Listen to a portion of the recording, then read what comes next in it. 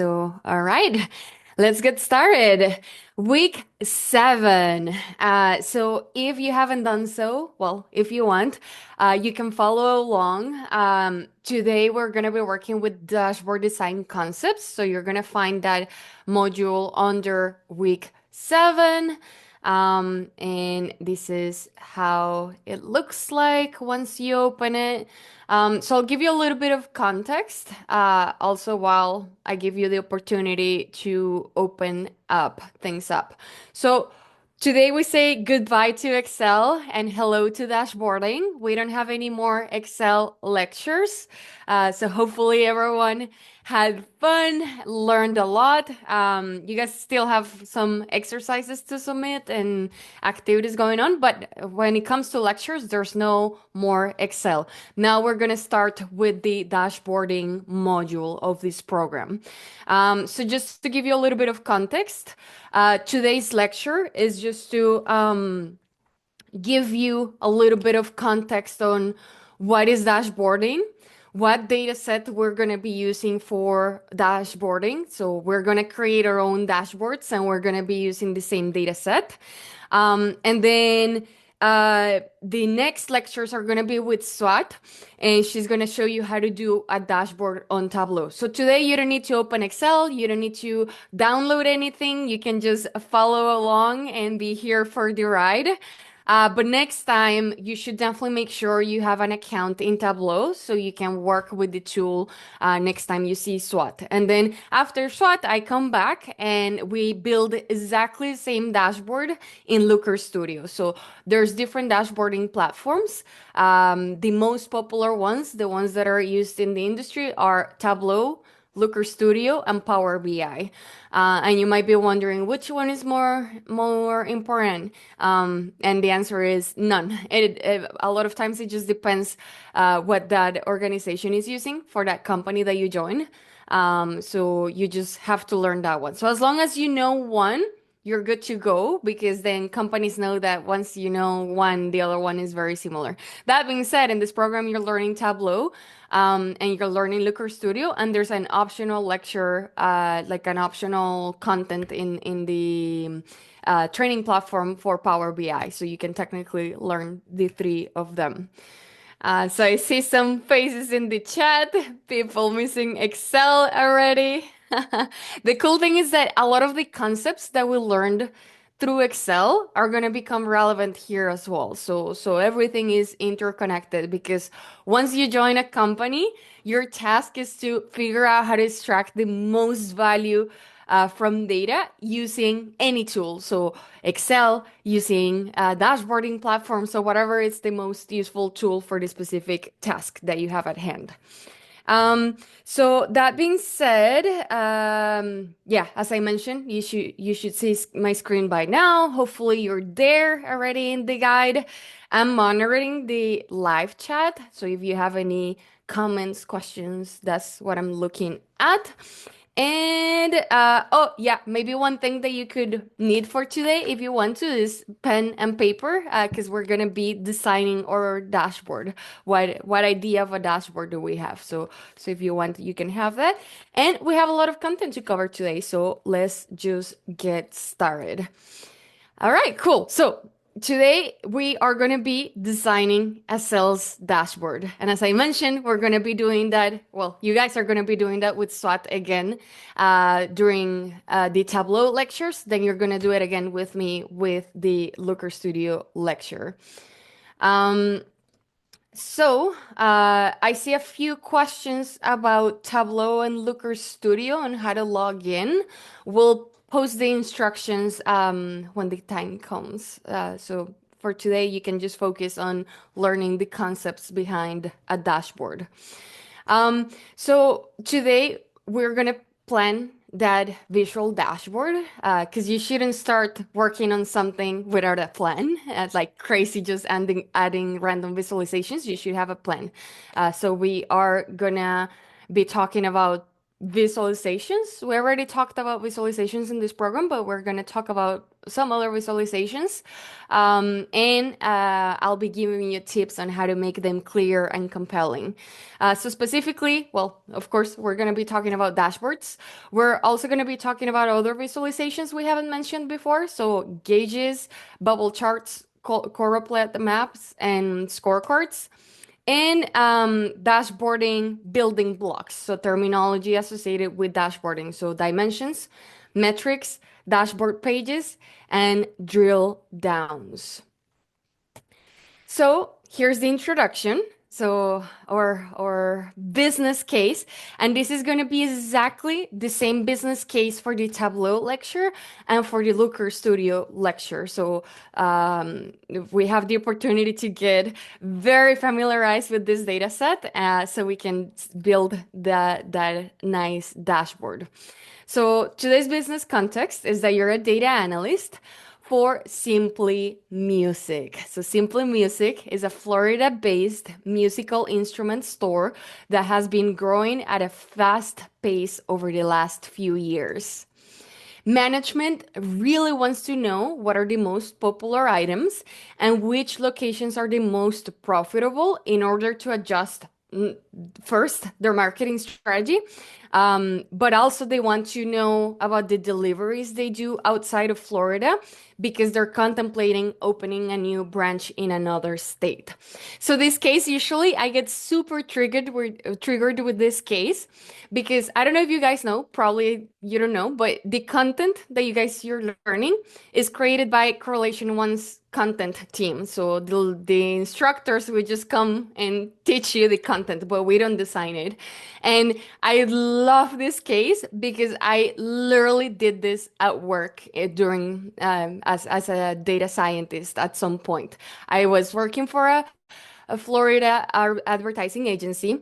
One of our clients was a big sports bar chain in the South, and they wanted to understand first what were their most popular items to adjust their marketing strategies. And second, they wanted to open a new location in Florida, so we needed to determine where was that best location to open that store. So I quite literally had to do this at work. So when I was preparing for this business case, I was like, no way, this is exactly what I had to do at work. So that's something pretty cool that you get to do something that real people have worked on. So that's pretty nice. Yeah, I completely agree with Sean. We gotta give a huge shout out to Correlation One and their content team for creating this fantastic content. So that's the business context, a very real business context. I can assure to that because I literally worked in a very similar project. And the business problem is that you have to create a business dashboard for management to use. So that's exactly what I had to do at my job. I had to create several dashboards for these different locations so people could understand what was going on with their business. So the dashboard, in this specific case, needs to show sales, revenue, profit, over time, and allow for queries across product location, and customer age. From previous meetings with management, you know that they want to answer these three specific questions. How have our sales, revenue, and profits evolved over time? What are the locations with the highest number of sales and profit? And what are the items with the highest number of sales, profit, and revenue across product description, product type, product line, location, customer age group, and state of delivery?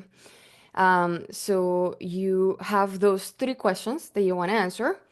And then for the analytical context, so what is the data that we're going to be working with? So we're going to be working with an Excel file that has 5,000 rows, and each row is a sales record of this company between 2018 and 2019.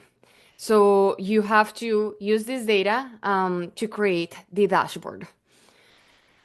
So let's understand the business process. So as data professionals, you are often required to extract valuable information from data sets because we were saying, okay, data is the new oil, but you have to refine it. Raw oil is not valuable. So same thing with data. You have to refine data. So how do you do that?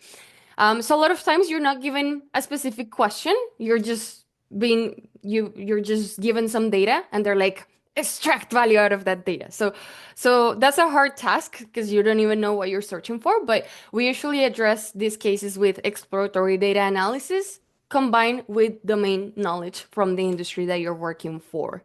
In fact, as a data analyst, of course, you have to do this, but as a data scientist, you also have to do this.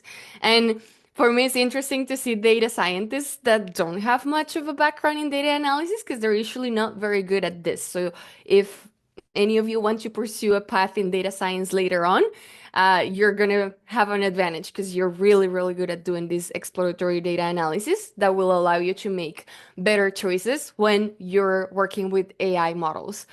Um, so that's one scenario. The other scenario is that your manager or your client or whoever it is that you're responding to, they ask a few limited questions. So, for example, tell me what was the most popular product last year. So you can just open your Excel file and query your data and find that answer. So yeah, you just answer the questions that they ask you. But the third scenario is where you want to empower your user to be able to explore the data by themselves. So, for example, if they want to know at any given moment, what was the most popular product last month? What was the most popular product in January? They can answer those questions themselves. So they don't have to come to you every single time they have a small question like that. So for this type of scenario is when we build dashboards. So you can self-serve, or well, the user can self-serve themselves. So you build this dashboard and then they have access to the data. Here are a few examples of dashboards. I'll just like not go into much detail because during the data literacy class, we covered a bunch of different examples of dashboards. But pretty much dashboards, a few takeaways is that they need to be useful for the business and useful for the user. So always think about your end user. You always think, what are the needs that they have? What are the questions that they have? Yeah, and we're gonna learn different tips here and there today. So let's start with understanding our data. As a data analyst, whether you're going to work with Excel, whether you're going to create a dashboard, whether you're going to work with SQL, whatever it is, you should always understand your data very well so you know what it needs to be done. So that's what we're going to be doing right now. So this is Simply Music. And Simply Music, they have locations in Florida, but they sell to every state in the US. They just ship the instruments or whatever they sell across the country. So they have three locations in Florida, but they also sell in different places in the United States. These are the main products that they have. So musical instruments and accessories. And then here are the subcategories. So like in musical instruments, you have pianos, guitars, strings, percussion, etc. And then accessories for the instruments. Um, then the locations where they sell are West Palm Beach, Tampa, Fort Lauderdale. So shout out to anyone in Florida. Do we have any for Florida people? Awesome. And the online store. So you sell something online and then you ship it to the customer. So each transaction is recorded at time of purchase, whether the purchase happens online or at a physical location, the method of payment, whether it's cash or credit card, if the customer is happy or not with their product, etc. So it includes a bunch of information. Um, So let's look at the data. When you're working for a company, typically you're not going to have a single table that contains absolutely everything about the company. Typically, you have several different tables and you will work with the tables that you need for your specific report. So in this case, this is the first table that we would need for a report is the transactions table. Makes sense because you want to know like stuff about sales and profit, etc. So you want to see what happened in each transaction. So here we have this column with just when it happened. So in this case, 2019, November 4th. The product key. The product key is an unique identifier for each one of the products. So you know what product was sold, how many items were sold in that transaction for that product.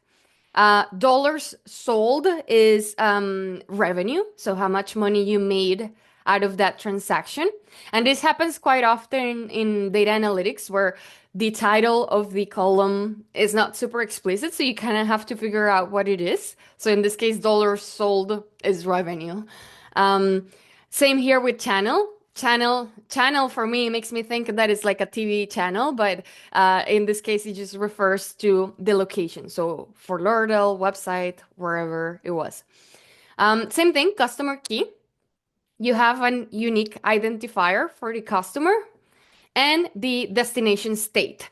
So if it was purchased at a physical location, it's not going to have a destination state. So you're going to have a null value. But if it was purchased online, then you would have a destination state. So in this case, Colorado. Um, so you have that. Then we also have the products table. So the products table, you have the unique identifier for the product line, so either musical instruments or accessories. Then the product type, so basically what kind of instrument it was, if it was an instrument, so digital piano, acoustic, guitar, etc. And then the description of the exact uh, kind of piano in this case. The cost is how much it costs the company to produce this instrument. And then the unit price is how much they sell it for. So if you subtract this from this, you would see how much money you gained in that transaction, otherwise known as profit. One thing that I think I should mention is that why wouldn't you just put the description of the product here instead of just having the product key and make it a really, really big table? The issue is that when you have millions of transactions, because hopefully you're working for a successful business that has millions of transactions, it wouldn't make sense to repeat again and again. If, for example, this is a piano and they sold the piano several times, repeat again and again the name of the like the type of product, the name of the product, etc., because it's like a lot of repeated information. So instead you just have the unique identifier, and if you, for some type of analysis, you need to figure out what kind of product this is, then you look it up in this table. That's just to avoid making the data sets very heavy and computationally hard to work with. So you're going to be doing that a lot as a data analyst, and we'll teach you in this program how to connect those two tables. Not yet. That's part of the SQL lessons, but eventually you'll learn how to do that. Um, then the next table is time. So for time is very self-explanatory. So you have the time key, and then you have each column separated in year, month, day, week of the year. So this number goes from 1 to 52, indicating what week of the year it was, and the quarter. So from 1 to 4, indicating what quarter of the year it was. This is useful if, for example, you don't really care about this specific date, but you want to know what were the sales in 2018. So you use this table. Or what were the sales every first day of the month, because you always run a promotion on the first day of the month. So you extract the first day of the month and that type of thing. And last but not least, you would have your customer table. So for the customer table, you have your unique identifier. For the same reason, you wouldn't repeat the information of a customer again and again in the transactions table because there's no point of doing that when you could list all the data that you have about your customer just once in a different table. So we have the customer name, customer age, and customer age group. So a few things interesting about this customer table is that if you want to uniquely identify your customer, you should be using a customer key, like an kind of like an ID number. You shouldn't use the customer name because while it might seem unique, there's a lot of people with repeated names out there. So you don't want to mix your customers. Imagine that you have two John Smiths in your customer database. If you were using the name as the unique identifier, you wouldn't be able to tell them apart. So that's why it's better to give them an ID. Precisely that's why the government gives us an ID. Like when you get a passport, you get a unique passport number. They don't identify you by your name, but by your passport number. Because across the United States, there's probably like thousands of people with the same name as you. The other thing I should mention here is that this is common practice in data analytics. Because, for example, let's say your manager tells you, I'm going to create a marketing campaign and I want to know who are my customers so I can tailor to them.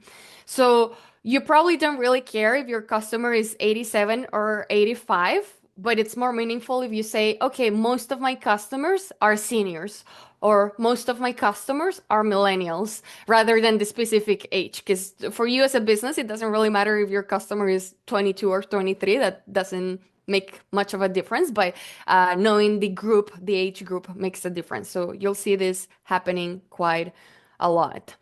So let me see. These are the data sets that we're going to be working with. Let me check the chat to see if we have some questions. So, for example, Desmond has a really good question, which is, do we need the price of the instrument, or are we just only going to figure out which one sells the most? So that would be a question. That's an excellent question because as a data analyst, that's the question that you would ask your boss. Like, hey, do you want me to understand what is the price of the instruments, or you just want to figure out which one is the one that sells more in volume? So that's an excellent question. Throughout the case, we'll figure out what are those questions that we need to answer for the specific case. But I like that thinking. Um, let's see, what else do we have in the chat? Who provides this data? Is it the client? Is it the management team? Who is it? So that's going to vary a lot from company to company.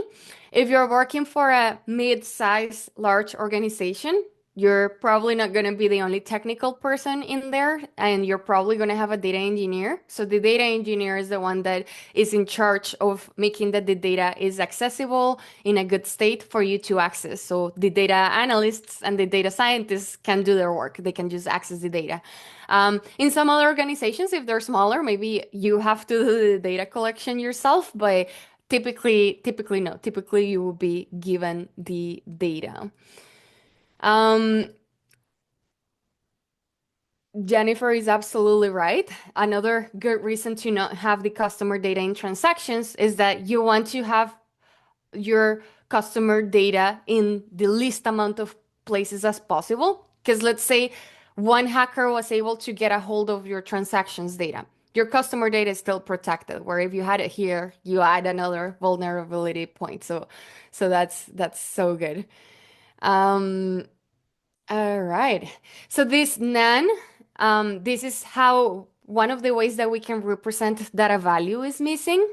So in this case, this value makes sense that it would be missing because there's no destination state. It happened in a actual location, the purchase. So you don't need to send it anywhere. We are actually going to cover a full case on missing values and how to deal with them because sometimes you should get rid of them, sometimes you should keep them. It's a big conversation, but good for being on top of it. Let's see. What are easy ways to merge tables? We're going to learn that in SQL. So I'll answer that once we get to SQL. who will ultimately use these dashboards. Typically, it's going to be people in the business that are making decisions because that's what a dashboard is for. A dashboard is so you can see the big picture and you can make decisions. When you're driving, you have a dashboard in front of you, so you can see how fast you're going, how are you doing with gas, etc. So you make decisions, quick decisions, in fact, based on that dashboard. So if you see that you're running low on gas, you know that you have to stop and get gas. So same thing with a business dashboard. You want to give a big picture of what's going on with your business, such that the business person, whoever makes the decision, it could be your manager, it could be the CEO of the company, whoever it is, can get a big picture of what's going on so they can make business decisions using that information rather than guessing and going off intuition. Like, I feel like we sell more coffees on Monday mornings. No, you can actually know and look at the information through this dashboard. But yeah, cool. All right, so now that we know our data, since for this specific modules in dashboarding, we're not thinking of merging data. We're going to give it to you already merged. So we combined all the tables. We will learn how to combine those tables during the SQL lecture. So don't worry, you'll learn it. But for these lectures, we're going to give it to you already. It's going to be the simply music.csv file. You don't need it today, so that's fine. You don't need to download it. For sure, download it for next class so you have it ready for the Tableau lecture, and same thing for the Looker Studio lecture. And the file is going to look something like this, where you have absolutely everything that we just went through in just one table. And in case you hadn't seen this .csv before, it means it's not an Excel file because it's not XLSX, is .csv, and this is comma separated value. So it's kind of like an Excel file in the sense that you still have a table, but it's raw data. You don't have any bold data. You don't have any colors, images, nothing. The Excel file is very rich. This one is a plain file where you have value separated by a comma, value separated by a comma. So the commas are what form the columns. So as a data analyst, you'll be working with a lot of CSV files as well. But yeah. All right, cool. So now we know Simple Music. We're gonna be working with Simple Music today and in three more lectures. So you're gonna become Simple Music experts. So now before we jump onto dashboarding, let's talk about visualizations, a few more visualizations that we still haven't covered. Um, so what last time we were talking about categorical and numerical variables, and this is very important when you're thinking about your visualizations, so you choose the correct visualizations. Um, Another way to say categorical and numerical data, well, another way to refer to numerical data when you're thinking about programming is integer and float. So integer are whole numbers and float are numbers with decimals. That's literally what it means. It's just like in code speak. That's how people refer to those two things, just so you know. But anyways, um, all right. So the first visualization we are gonna learn about, it's gauge. But I like for this exercise for you to look at it. I'm sure you've seen gauges before. You know, if for the people that drive, you've seen gauges in your cardboard, on your dashboard in your car. So just think about it. Is it numerical? Is it categorical? Try to make a guess, and then we'll talk more about gauges. So let me see some of those answers in the chat. Do you think this is appropriate for categorical versus numerical, or numerical versus numerical? So it's a versus. So it's either categorical versus numerical or numerical versus numerical.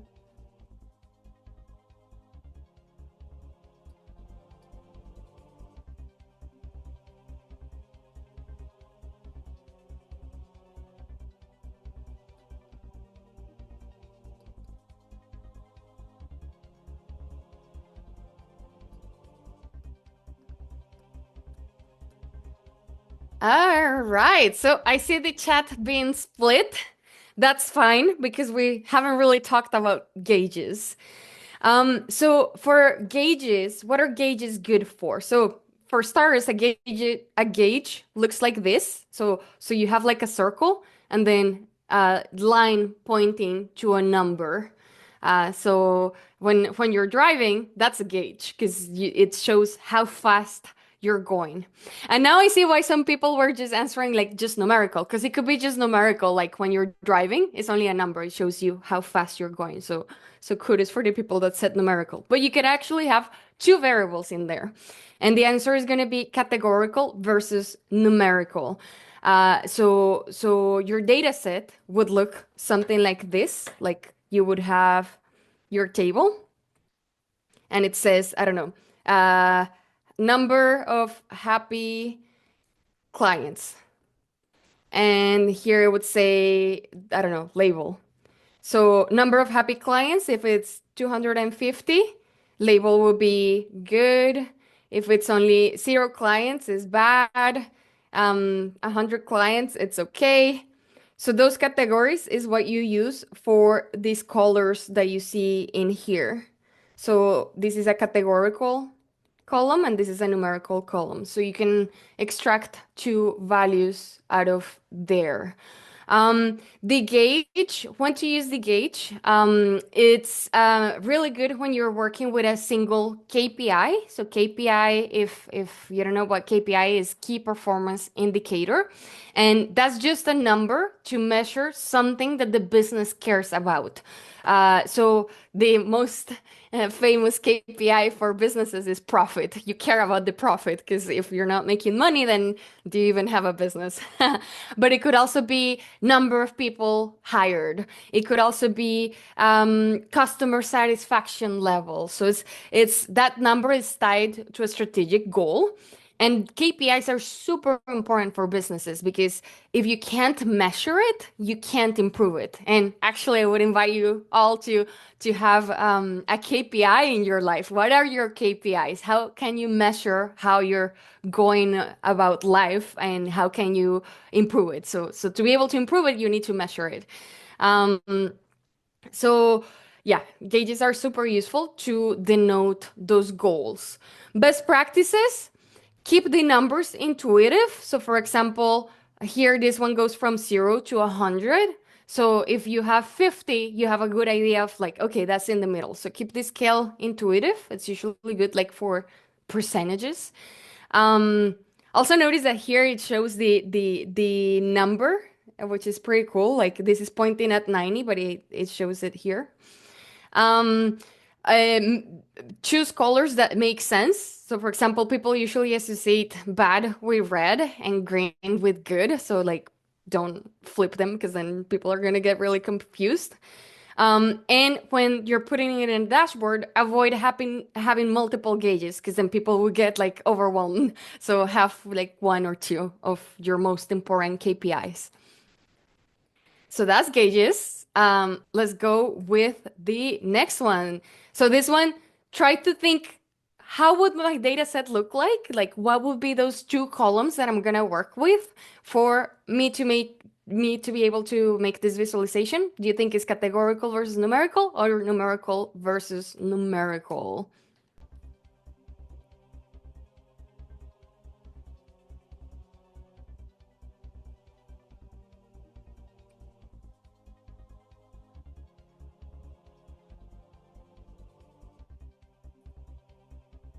Yeah, so for this one, you guys got the claps. It is categorical versus numerical. So choropleth maps. Choropleth maps, you have a categorical variable that absolutely has to be a location, otherwise you wouldn't have a map. So it could be a country, like country level, it could be county level, it could be state level, but you do need some geographic variable. So in this exact choropleth map is by country. So you have the US, you also have um, Mexico, we have Colombia, etc. You have the countries. And then you will have a numerical value. So, for example, in this case, I see the label in here, the legend. If this is too small, this is a 5, and this is a 544. So I don't know what this choropleth map is about, but for example, for the United States, that is very green. I could make a guess that is 540. Mexico is red, so I would say it's like close to 4. Colombia is also red, so I would say 5, whatever. And so on. So yes, the answer is categorical versus numerical, like you guys said. So few best practices. Choose a meaningful color gradient. So darker shades for higher values. So for example, I don't know, maybe this is like um, peanut butter consumption. I don't know. Peanut butter consumption. So countries that consume the most amount of peanut butter would be shaded in darker.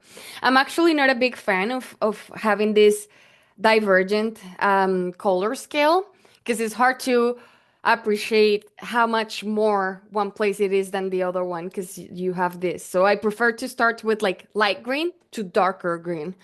Unless you had something like with negative values, then it will make sense. Like temperature. So you will color the countries with cold, like minus, like negative temperatures in blue, and the ones with positive temperatures in red, for example. So yeah, but if you only have positive numbers, like in this case, I'm not a fan of this choice. And also avoid having too many colors. If maybe you're coloring per category or something like that, avoid having too many colors so it doesn't become very overwhelming. Um, all right. So let's go with the next one. The next one is this one. This one should be a piece of cake because we already studied scatter plots.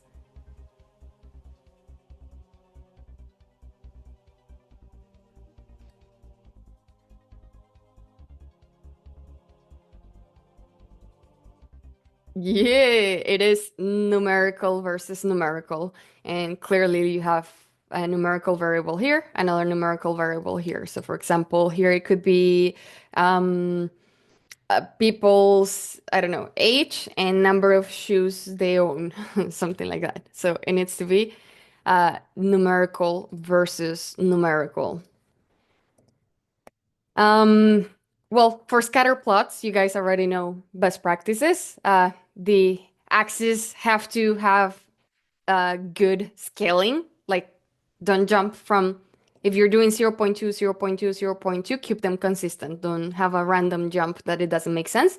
And um, also avoid weird shapes. So I've seen some people, for the sake of making it pretty, instead of dots, they would just put like a heart.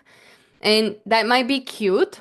And it's up to you. At the end of the day, you're the data analyst. You can make that choice. But it adds, in my opinion, it adds a little bit of cognitive load unnecessary. Like you want to be able to uh, have people focusing on the actual data, not on the hearts or the stars. So yeah, that would be my recommendation. But it's up to you if you want to take it or not.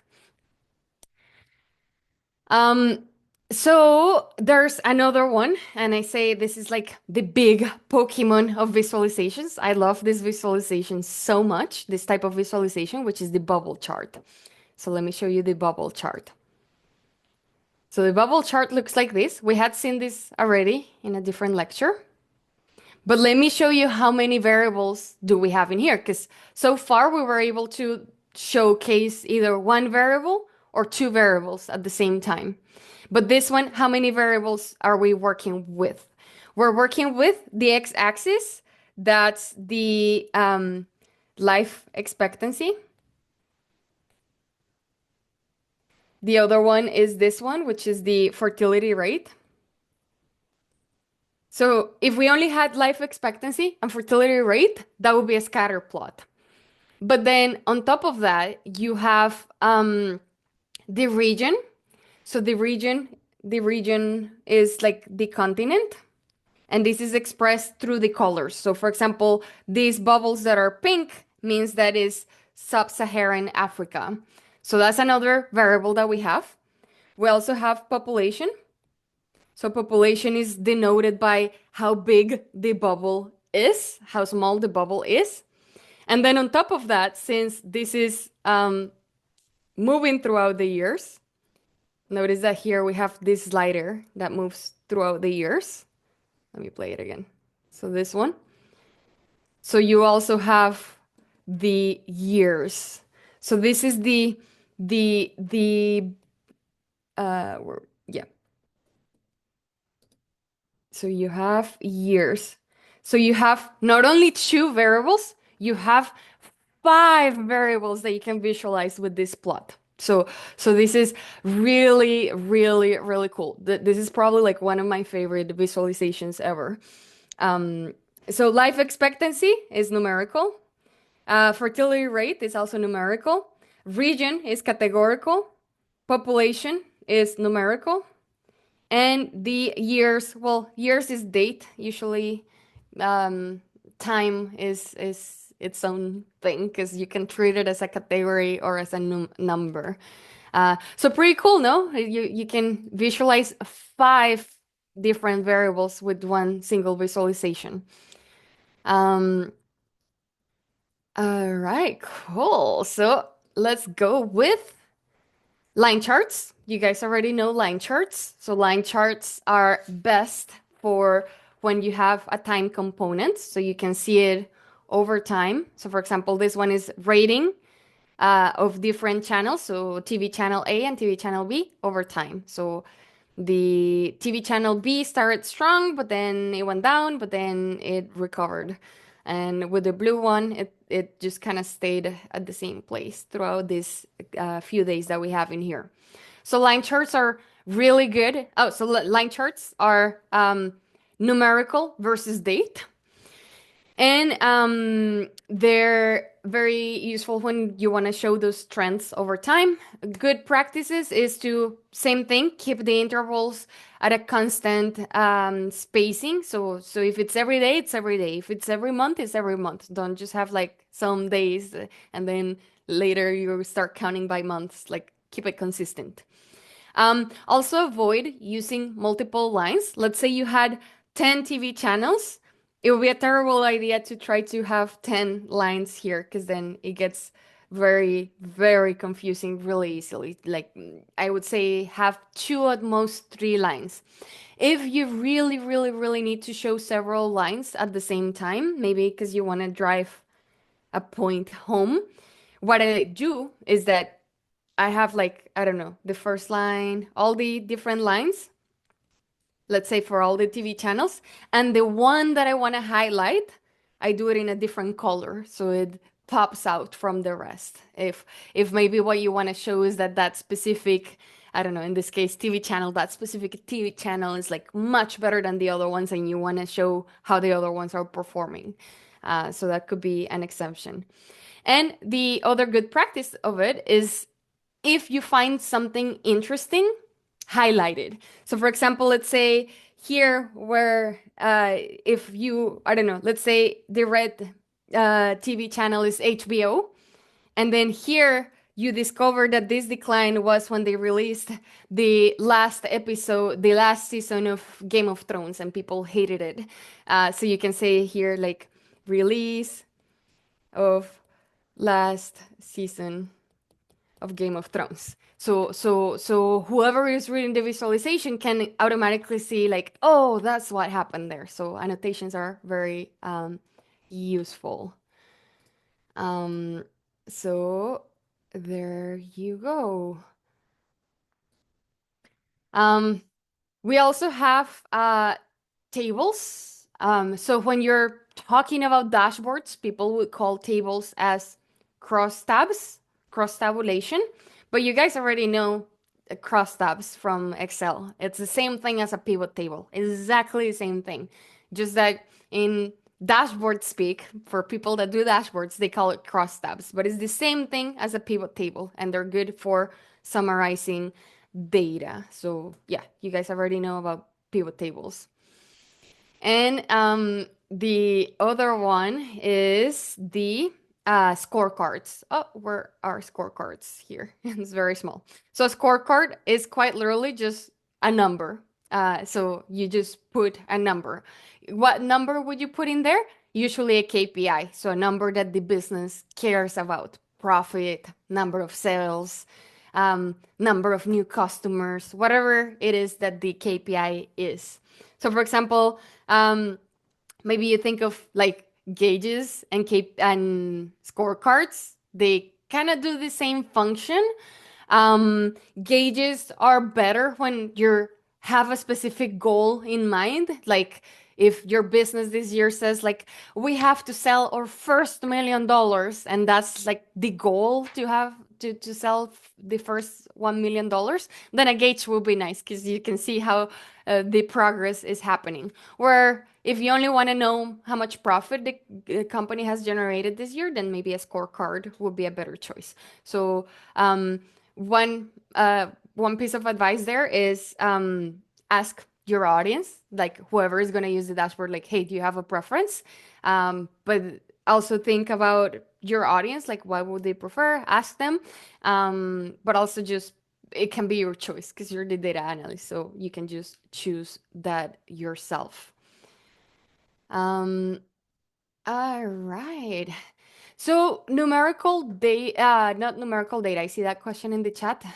Date. So let's talk about dates. So dates, they're kind of like a wild card because you can use them as categories, but you can also use them as numbers. Because if you use it as numbers, you can easily say, okay, if it's the year 2025 and I want to know how long ago was 2019, you can treat it as a number and you know that it was 6 years ago.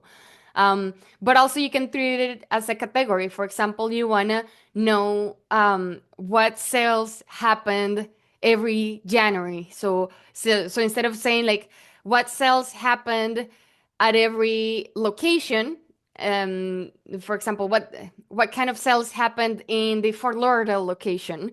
You could also ask about January, what kind of sales happened in January. So you're treating it as a category. So the date variable is always kind of like a wild card. So that's why I hesitate to frame it as one or the other because it depends how you're approaching your analysis. You can treat it one way or another way.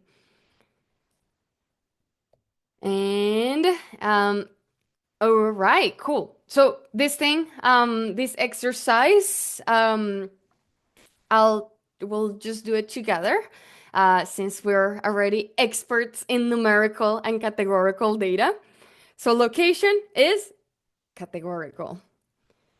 State of delivery is like the different states, also categorical. Time, we just talked about it, so that's date. It's kind of like a wild card. It could be numerical or categorical. Then you have customer age group. Oh, this one for the customer age group is a good one. What do people think that is?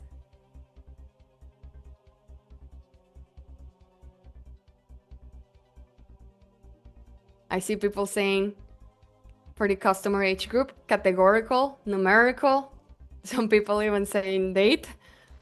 Someone said categorical final answer.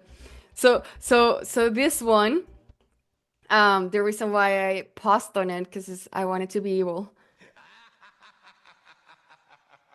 Because I knew some people were gonna get it wrong.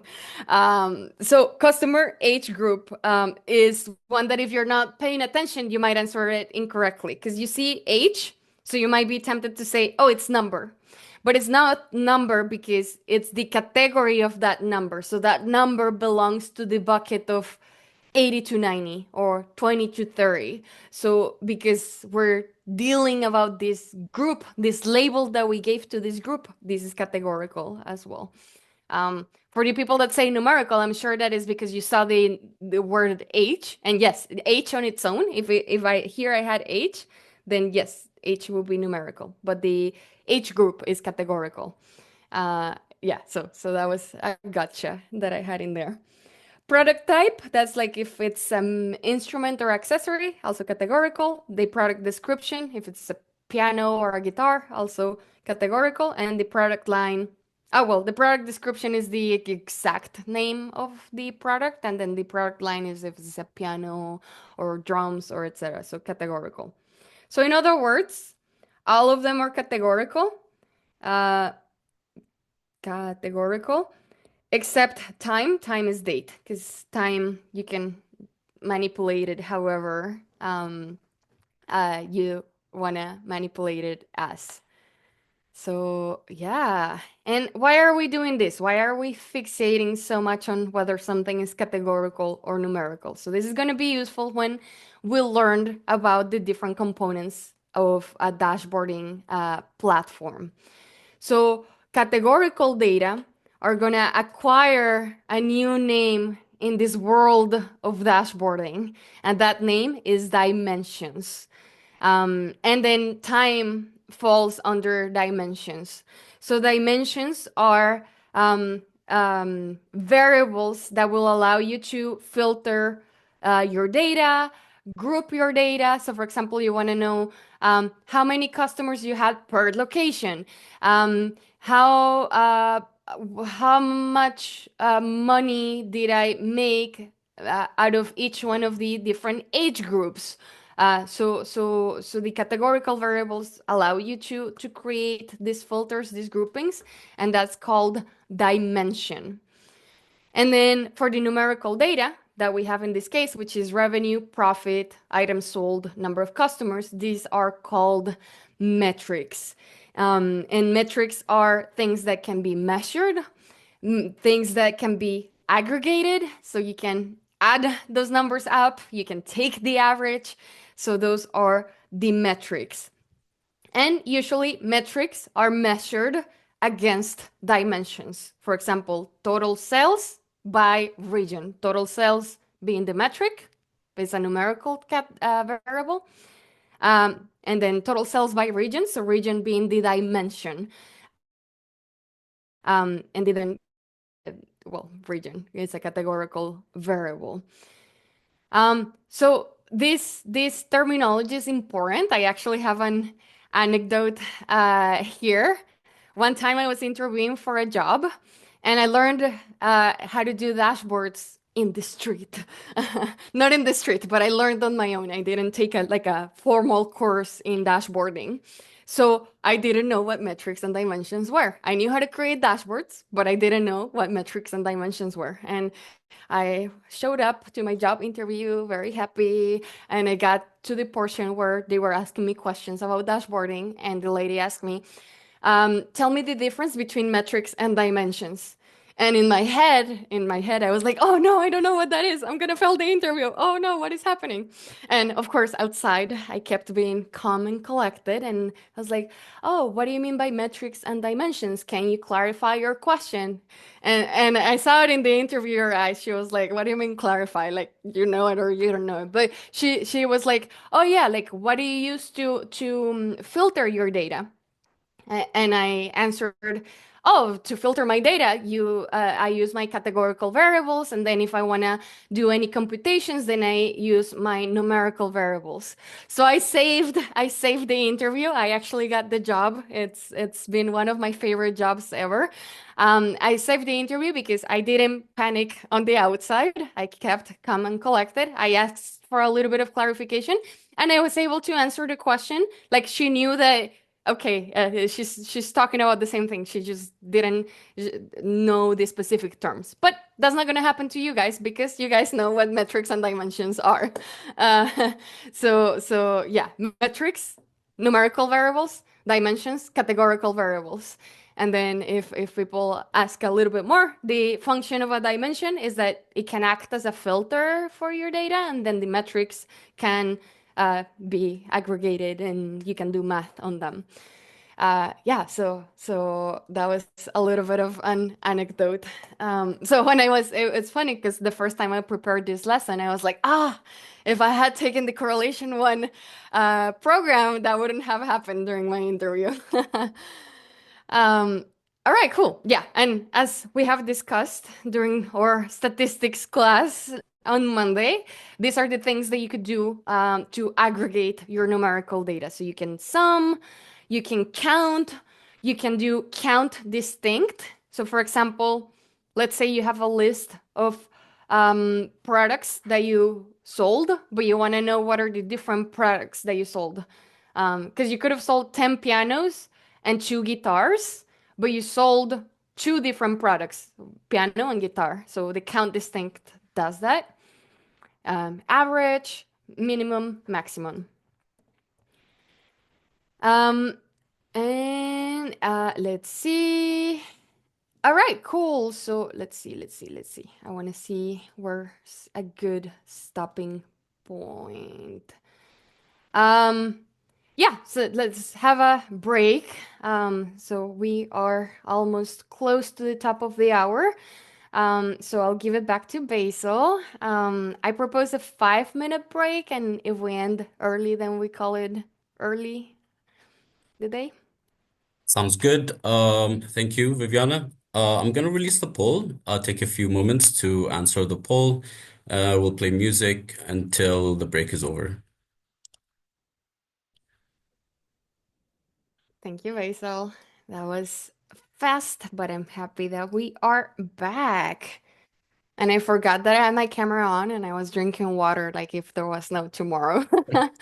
But all right, so let's get started. What were we doing before the break? We were talking about different visualizations at first. So we talked about gauges, choropleth maps, scatter plots, bubble maps, line charts, crosstabs, scorecards, and line charts. Um, and then we start talking about the different components of a dashboard, like terminology you need to know when you're working with dashboards. And those two terms were dimensions and metrics. So dimensions, categorical data, metrics, numerical data. And then we were saying, okay, for numerical data, we can compute operations on it because there's numbers. So, of course, you can do math on it. So, that's what the next exercise is about. So, what type of operation would you use to calculate the total number of items sold? So, let's see some of those answers in the chat.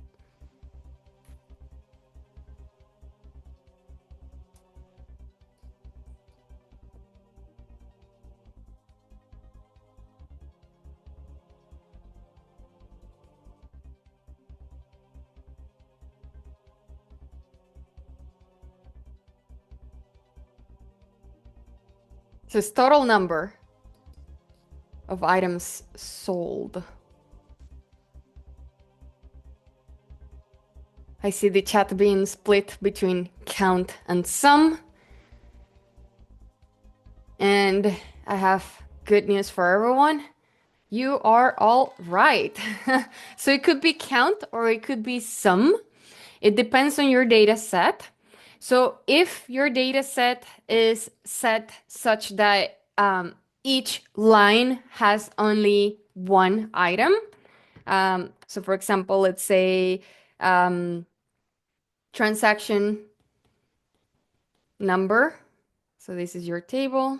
So you have transaction number, then you have I don't know, the number of the transaction, whatever.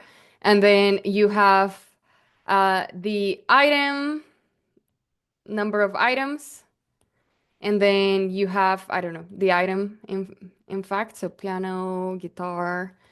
And then this always has a number one and it's always one. So each transaction, each row only reflects one product. Then you can do count. And that's what the guide says. So that's still correct. But I agree with the people saying sum.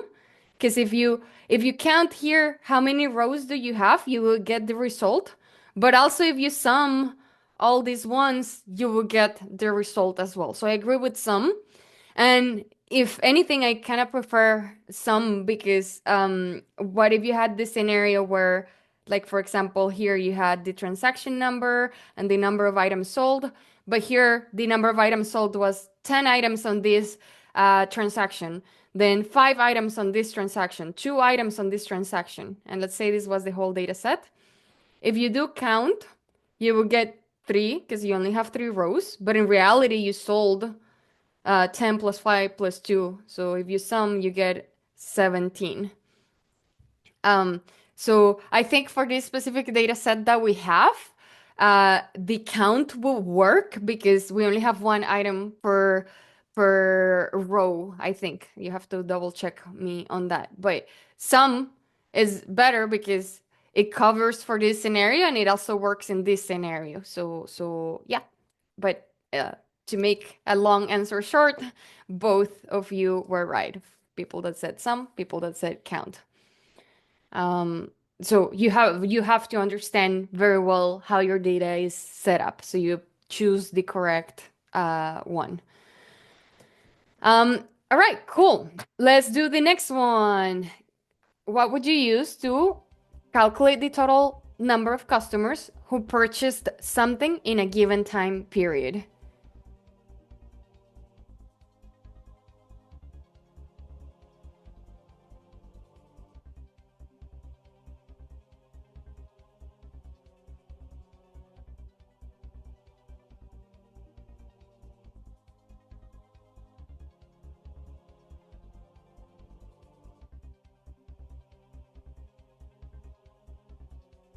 I like that some people are answering with the Excel formula.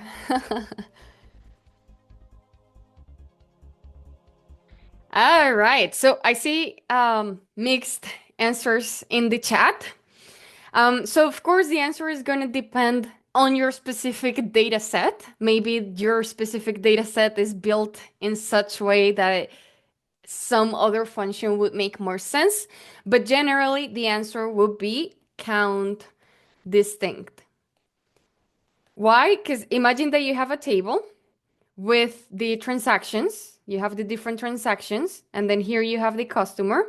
And imagine here, we had, well, Basil went and bought something, and then Juan went and bought a different instrument. But then Basil got home and realized, oh, to be able to play the piano, I need the music sheet. So he went back and here we have this. So if we do count, it's going to count how many rows we have. So count, in this case, will give us three.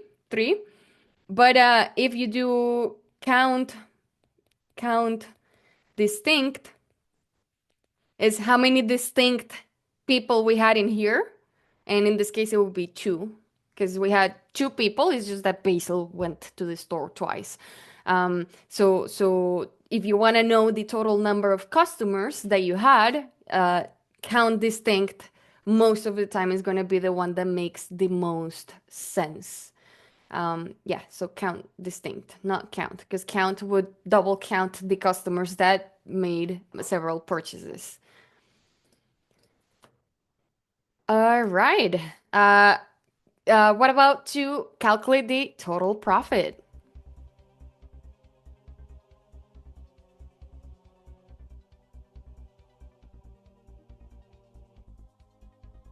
Yeah, this one was unanimous. It is sum. Because you want to sum all the transactions that you got. And you guys already know how to do this in Excel. So good news, you're going to learn how to do it in Tableau and you're going to learn how to do it in Looker Studio. What about total revenue?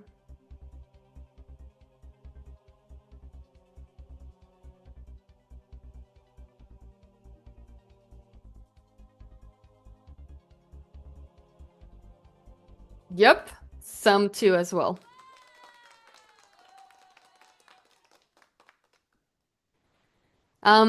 So here is a little bit of a big exercise. So I'm gonna skip it so we can cover everything that we have for today. But I like the logic of this exercise, which you should always do whenever you have a new data set and maybe you don't have a lot of guidance on what you should put on your dashboard. You can just look at your data set and think, okay, which variables can I use to create different visualizations? So for example, here you see, okay, I have um, dollars sold, which is numerical, with channel, which is categorical. So maybe I could do a bar plot here, or maybe, well, it's also a location because we have Fort Lauderdale, West Palm Beach, Tampa. So maybe I could do a choropleth map. So you start thinking of those possible visualizations with the different pairs of variables that you have in here. So for example, maybe per customer, you want to compute the cost that each customer um, incurred in. Or maybe you want to see the relationship between unit price and cost. Do I have a relationship in there? I should do a scatter plot. So that's always a good exercise to do, to look at all the different variables that you have and try to think what potential visualizations would make sense. So that's what you have to do here in this exercise. And there's no really right or wrong answer. It's up to you what type of visualization you choose um, to use for those two sets of variables. So let's go with the next question. So the next question is, let's say we want to plot revenue, profit, and sales over time. So here we have a bunch of different variables. We have revenue, which is money, which is numerical. We have profit, which is also money, is numerical. And we have sales, which is in units, like how many units you sold, but it's also numerical. And you have the time, which is date. What type of visualization would you guys choose? For this one, there could be more than one answer that is right. So let's see what people are saying in the chat. Yeah, I like some of the things that I'm seeing in the chat. I got excited because it was something that I hadn't thought about, but it makes complete sense.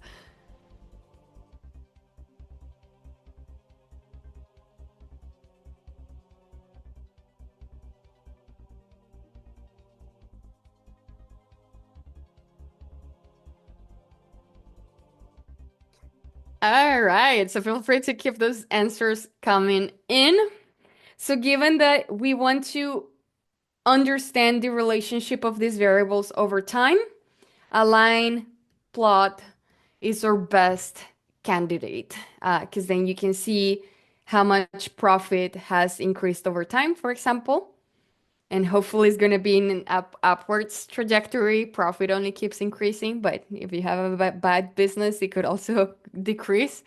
And so here you have the different times. So like January 2018, February 2018, and here you have the profit.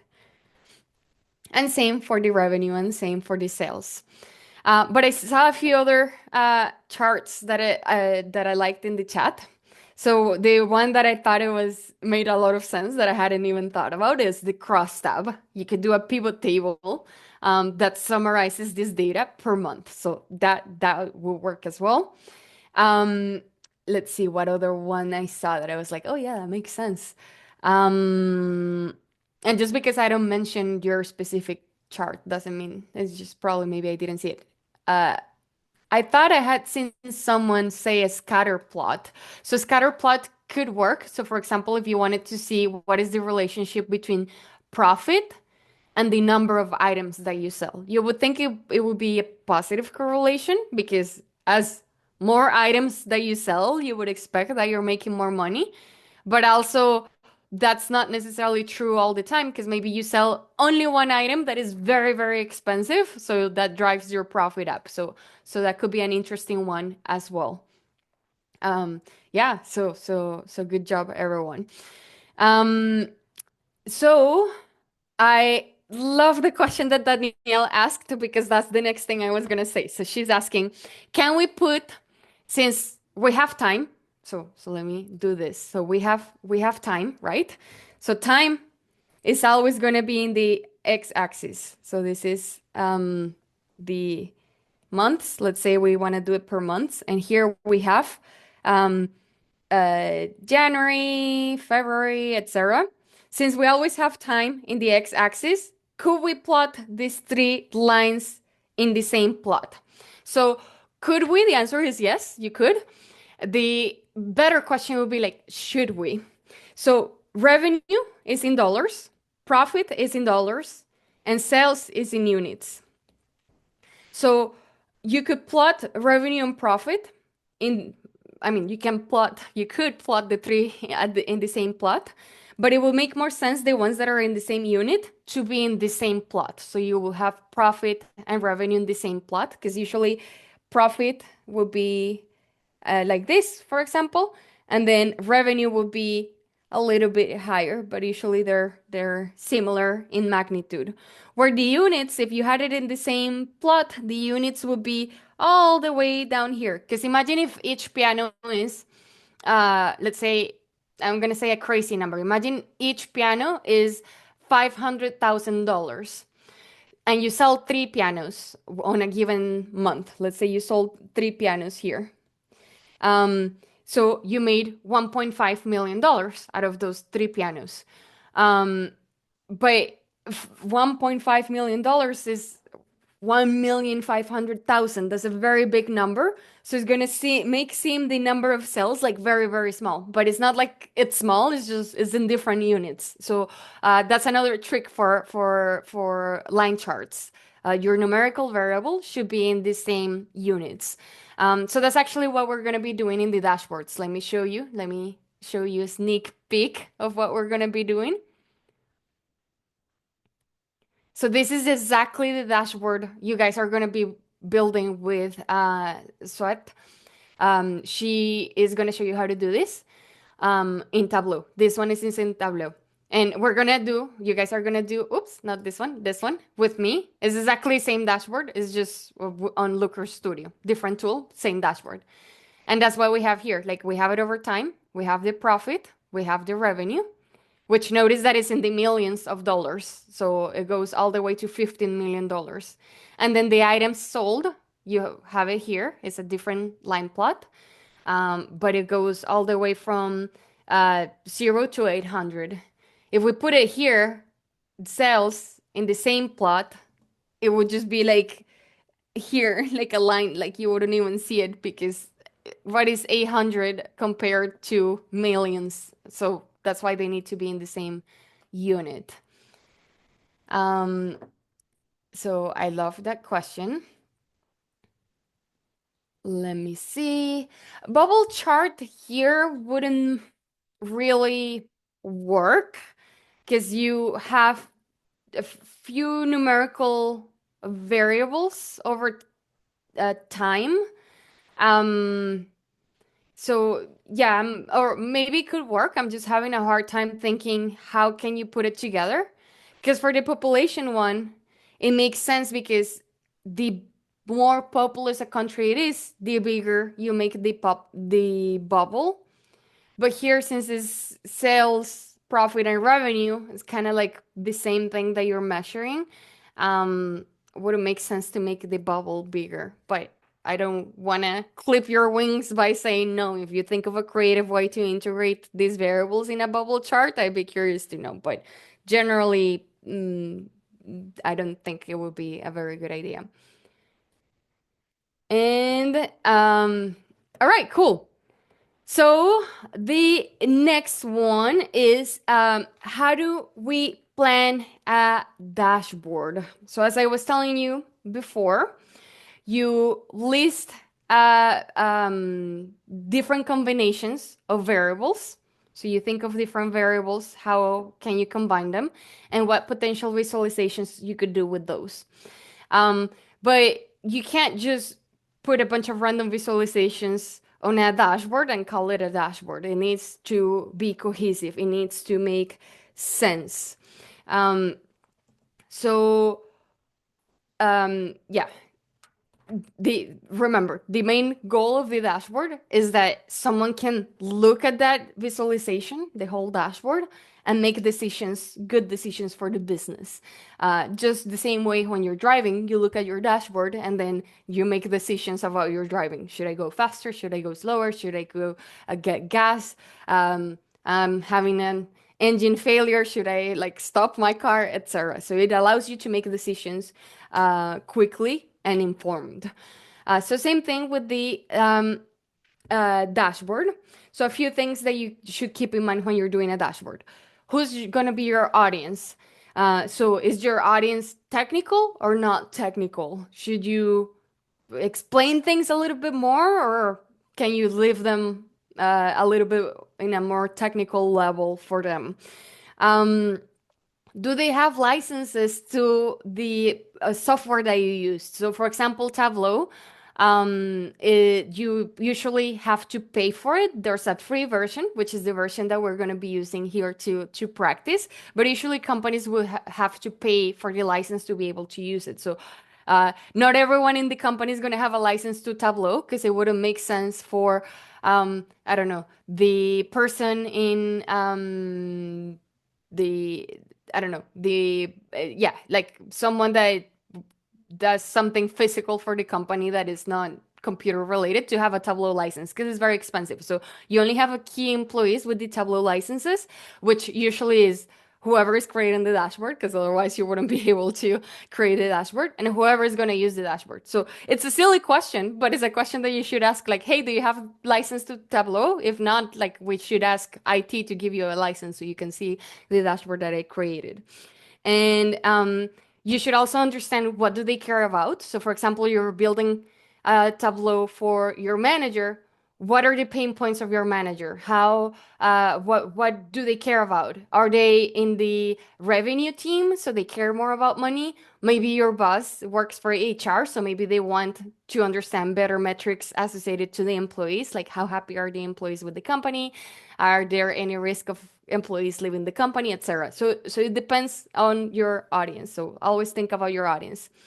Um, Identify your KPIs, your key performance indicators. What are those numbers that inform the strategic goals of the company and that allow you to measure how the company is doing, and so you can improve the company. So what are those KPIs? And um, each visualization that you have in your dashboard should answer a business question. You shouldn't have a visualization in there just because it's pretty.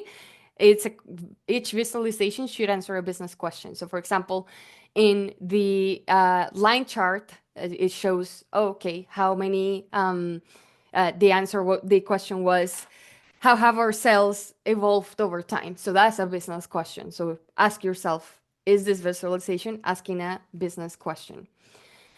The other thing that you should keep in mind is that you should make the dashboard really appealing to the eye, and less is more a lot of times. So I don't know if you guys have experienced this when you go to a restaurant and the restaurant has a menu with a lot of options and you're overwhelmed and you don't know what to choose and what to pay attention to, versus restaurants that have three items. So it's really easy for you to decide which item you want. It's the same thing with the dashboard. You should really strategize, what should I put? Where should I put it?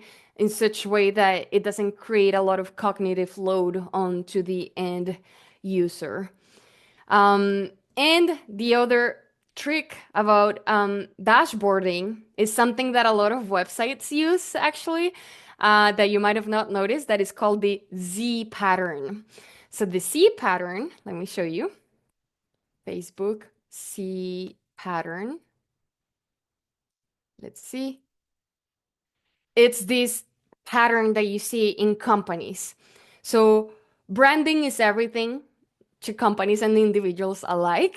You want to be known so people use your product, or you as an individual, you want to be known so you get the best employment opportunities, etc. So branding is everything. So the most important thing goes here at the top left. And then the second most important thing goes here, which the like first thing is like Facebook is the branding. The second one is here, like you want people to log in into the platform, and then your eye goes here, and then your eye goes here. Why is this pattern? Because this is how we read in English or like Romance languages. We read from left to right. So our eyes automatically are always going to go to the top left of the screen, and then we're going to do this pattern. So whatever is the most important thing, you should put it here at the top. That being said, I know that we're in a very international cohort. So if you ever end up working for a company that has a language that is from right to left, like Arabic, this pattern changes. So let me show you. Arabic login page. look, the Arabic or Hebrew, it's the other way. Like it starts here and then here, so it's the reverse Z. So you should always think of your audience. Whenever you're creating visualizations, you have to keep your audience in your head. So if you're working for an organization operating out of Dubai or some other, I don't know, Morocco, um, you should do it this way. The logo, you should put it to the right because naturally people there speak Arabic, so their eyes are gonna go to the right, top right. So keep those things in mind when you're designing a dashboard. All right, cool. So when you create a dashboard, in fact, you can have several pages. So the first page, which is the first one that everyone is going to see when they open the dashboard, is called the bird's eye view. So that first page should contain the most important stuff. And then if there are some business questions that are more detailed, that require more nuances and a little bit more flavor and details, those are going to go into detailed view pages. So you can have as many detailed view pages as you want. So maybe in the bird's eye view, you have sales of the business, profit, etc. And then in the detailed view, you could have, okay, sales per store and what are the different products, etc. So more details in the detailed view. And when we design the dashboard, you usually have these three components. So the first one is the sidebar. So here's where you're gonna select the different pages. Typically about this one, you don't need to worry about because it's just in there by default from the software that you're working with. But this one is the one that you care about. So you have your banner where you're going to put the more important information, and then your body where you're going to put some other visualizations. So we have these questions. Remember at the beginning of the lecture when we were talking about Simply Music and their needs, etc. These were the questions that our manager at Simply Music was asking. How have our sales, revenue, and profits evolved over time? And the other question is, what are the locations with the highest number of sales and profit? And the next question is, what are the items with the highest number of sales, profit, and revenue?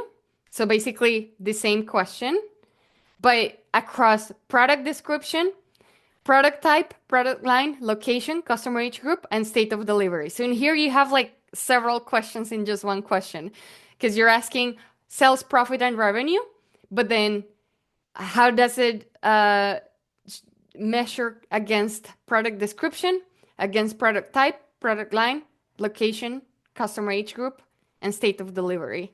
Where these questions are a little bit more straightforward and less detailed. So for that reason, in this exercise that we will do again in the Tableau lectures and again in the Looker Studio lectures, we are gonna work with these two questions. We're gonna answer them in the bird's eye view. And this question, we are gonna answer it in the detailed view. So recap, this is gonna be bird's eye view, and this one is gonna be this question in the detailed view. So basically, first page, and this one is gonna be in the second page. That's what we are gonna be doing. And now we have, okay, yeah, this is the lines, the line plot that answers the first question. So the first question is, how have our sales, revenue, and profits evolved over time? So in the gray line, we have the revenue. In the red line, we have the profit. And then in the x-axis, we have the time. And as I was mentioning earlier, since both of these are in millions of dollars, they're measured in dollars, you can put them in the same visualization. But since sales is measured in number of items, not dollars, it should have its own line plot. So the question is now, what do you think for the next visualization? So the next question that our manager gave us was, what are the locations with the highest number of sales and profits? So there's no right or wrong answer for this one. Um, th- you could work with several visualizations in there. And I already see people answering in the chat. So let's see some of those answers.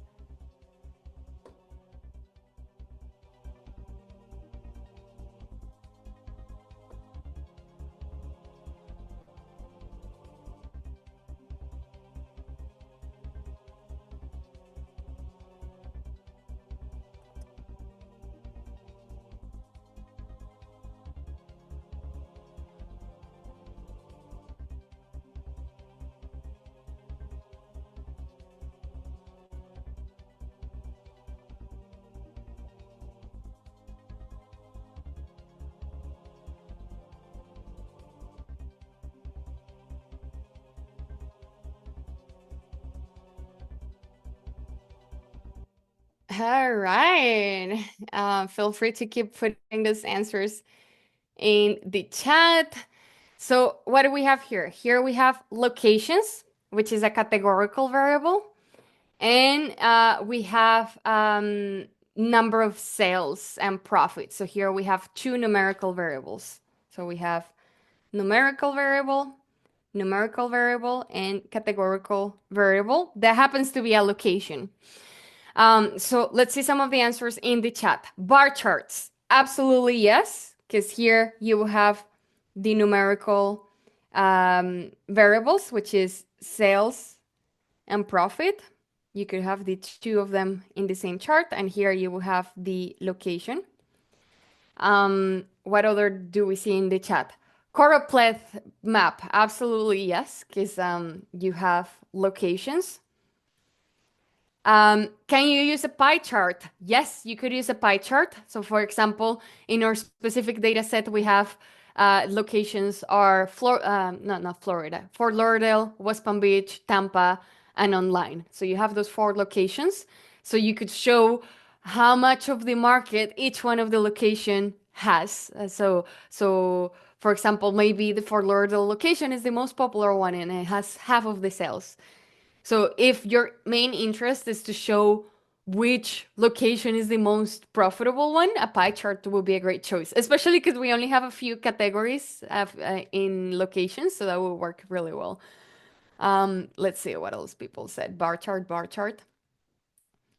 pie chart, column chart as well. You just flip the bar chart, would still work. It, all right, yeah, so perfect. In our specific case, we're gonna be doing a bar plot. So we're gonna be doing it, but just because we're doing a bar plot doesn't mean that you could have used the other ones that you guys were mentioning. Um, yeah, some other things that you could do for to answer this question is to create a scorecard for total revenue and for total profit, and another one for total sales. So out of that business question, how many visualizations are we going to have? We could have a bar chart with the number of sales and profit, and we could have a scorecard. We could have a crosstab. We could have a pie chart. We could have a choropleth map. But in our specific case, we're going to do bar chart and scorecard. All right, so fun time. Time to take out a piece of paper, and it's an exam. No, I'm kidding. So take out a piece of paper, a pen, or you could do it in your computer, like in Paint, whatever you want. Design the dashboard of your dreams. How would you make this dashboard? How would it look like? And there's no right or wrong answer. You can design it however you want. Um, so I'll give you 5 minutes for this. Consider all the things that we have talked about. Include the following things in your dashboard. and then share it with us in the chat. So I'll give you 5 minutes for that. Feel free to get creative, and then we'll compare some answers.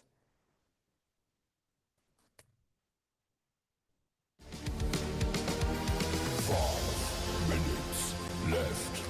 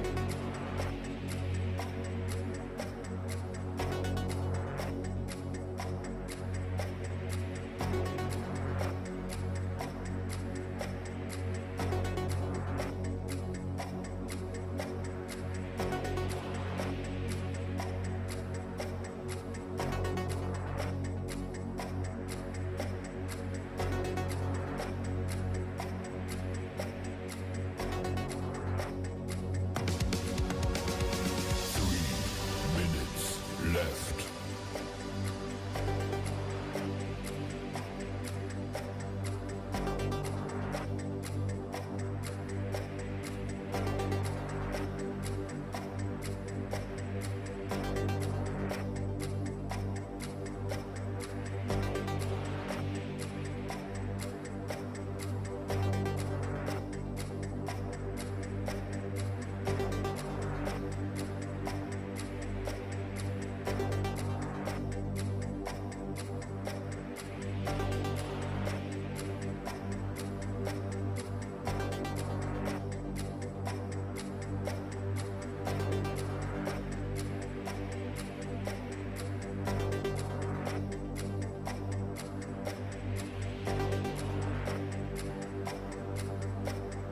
Yeah, feel free to share it in the chat. I'd love to see some. Oh, wow, we're getting some nice ones.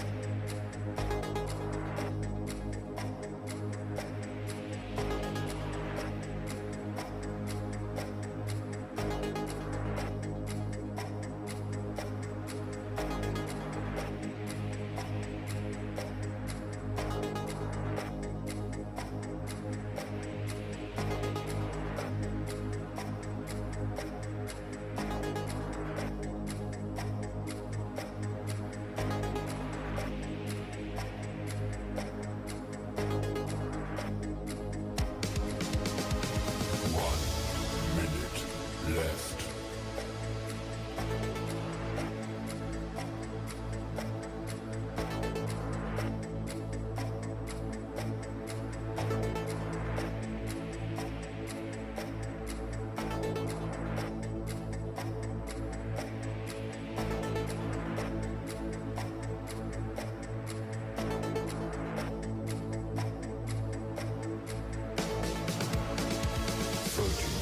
Seconds left.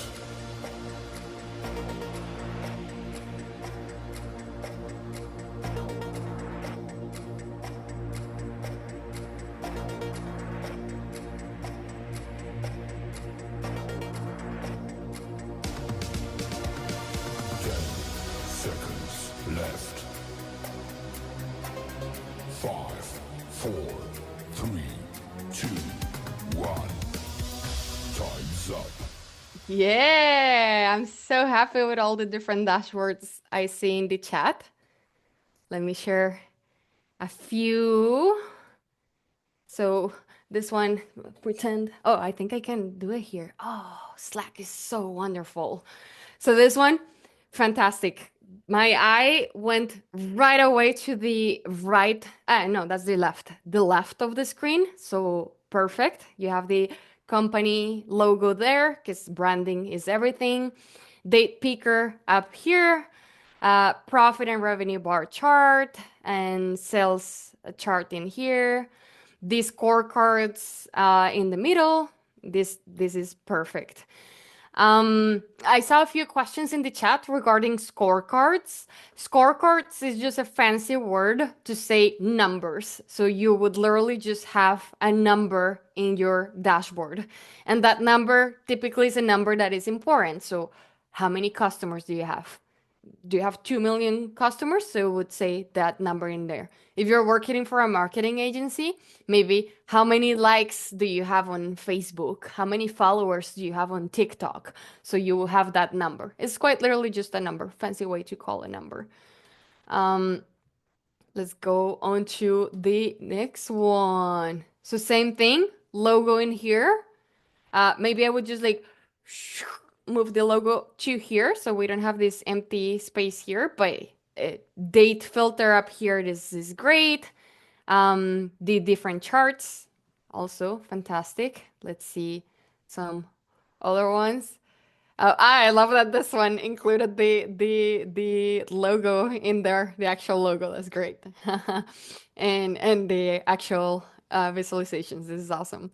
And the KPI here, the scorecard. And this is an example of a scorecard. It's literally just a number. Let's see what else do we have in here. So you have logo, date picker, some scorecards. So all of these are valid choices.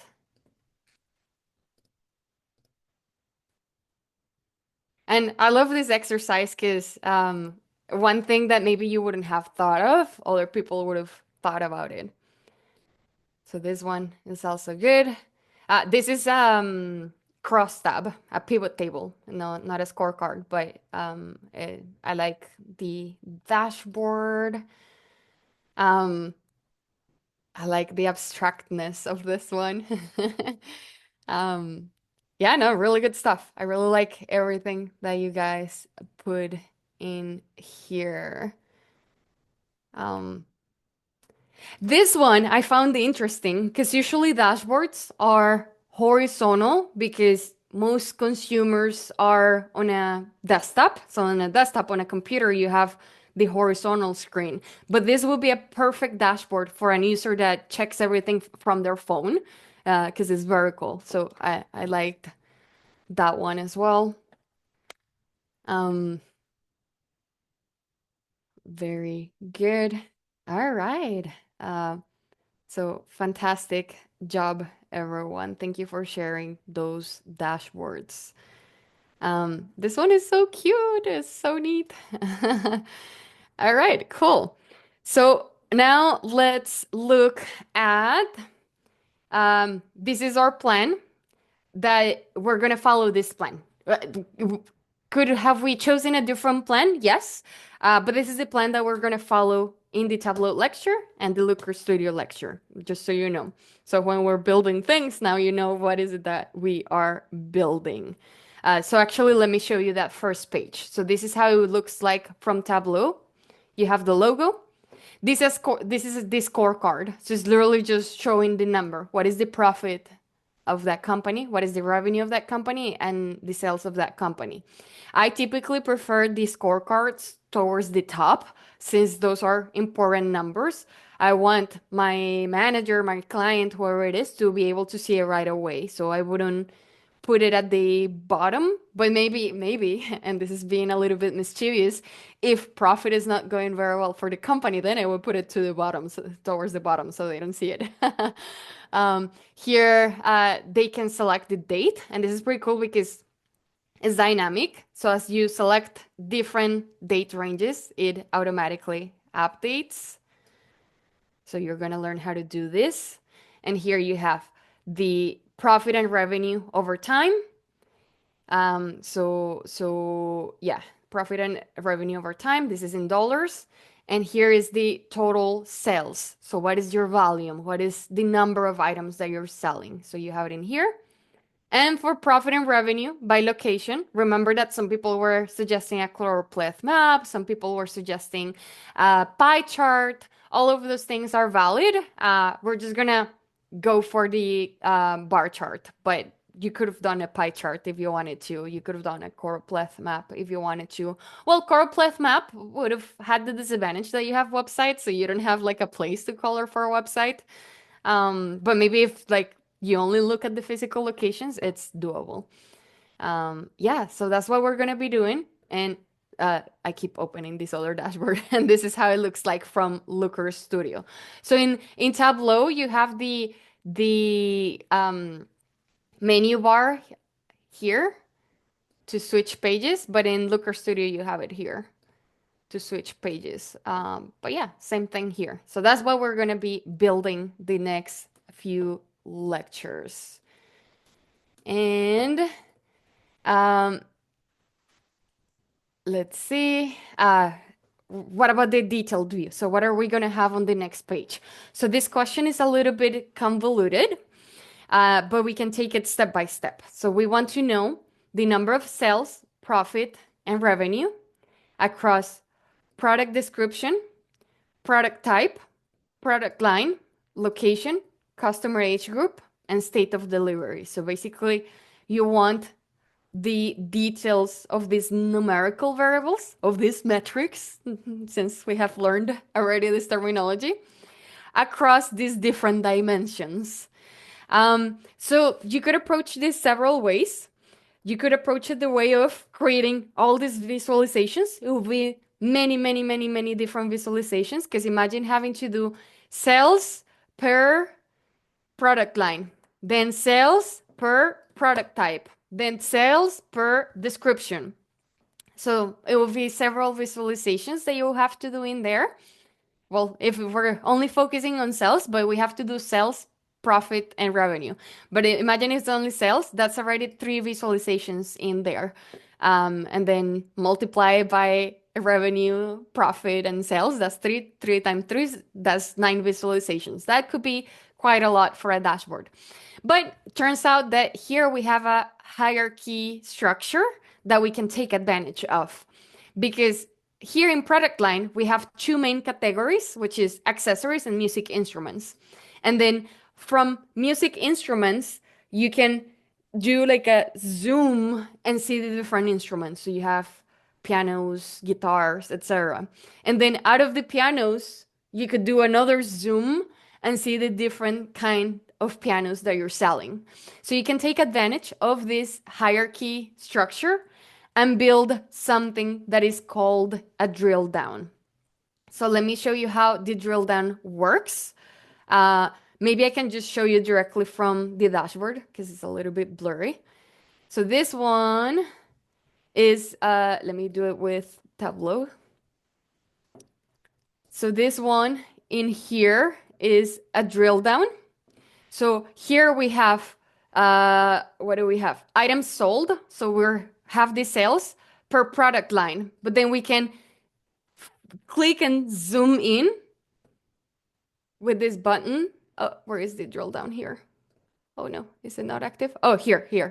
We have this plus sign, and it just like opened up all these options with the different musical instruments. So here we have digital piano, guitars, woodwinds, synthesizers, strings, etc.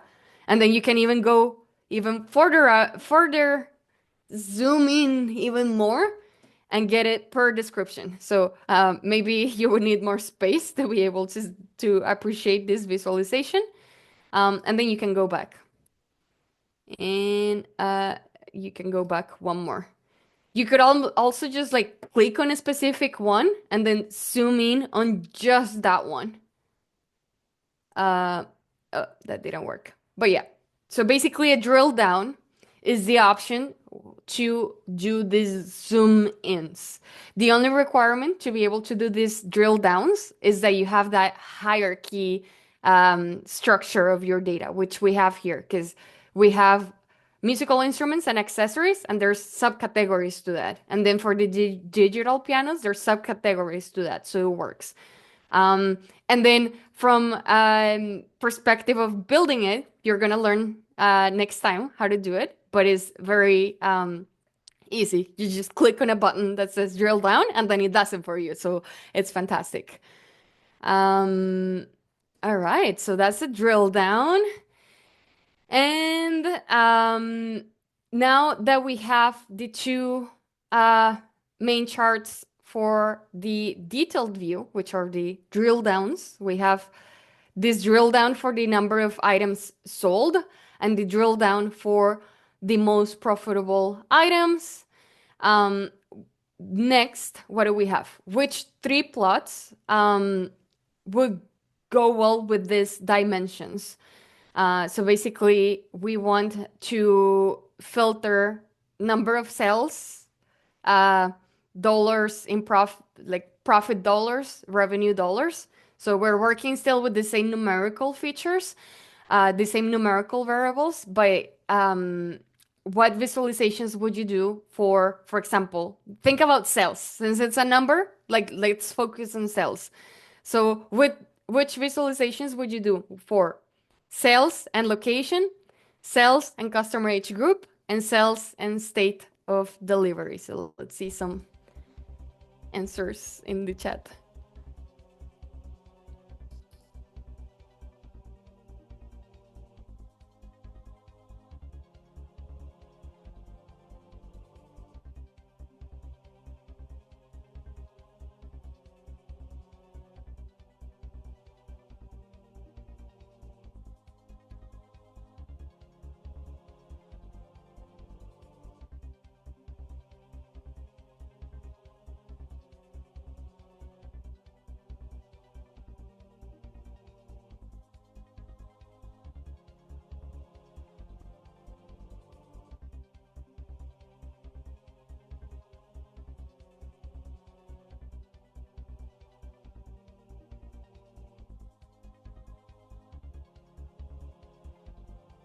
All right, so let's go through some of those answers. So here are some possible answers. It doesn't mean that these are the answers. If you thought of a different visualization, it probably works. It's just these are the ones that we're gonna do. So for example, sales and location. You have location. We're gonna use a pie chart. So for the person that had asked earlier today about the pie charts, now is your time to shine. We're gonna be using a pie chart. So here you can see it. And this is the perfect use case for a pie chart because you can see, okay, most of my sales happen online. So maybe does it even make sense to open a new store? Maybe I should just like focus more on my online efforts. So now whoever is making the business decisions has the power of data with them to make smart decisions. Then for the customer age group, we're gonna do a bar chart. So it's gonna be this bar chart here that we're gonna be working with.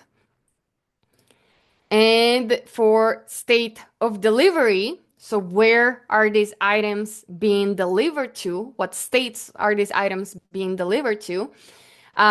You could do a choropleth map.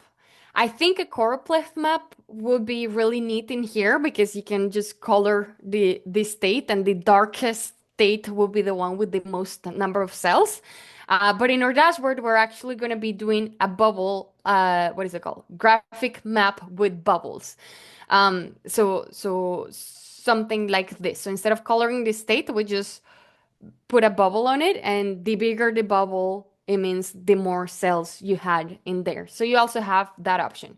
And it's up to you as a data analyst to decide which visualization you want to use. So this is what we're going to show you once we're going through the Tableau lecture and the Looker Studio lecture, but if later on you want to use the same data set to create different visualizations, you're more than welcome to. You should, because that's a good practice. Um, all right. So we have only a few minutes left, and I wanted to show you a few things.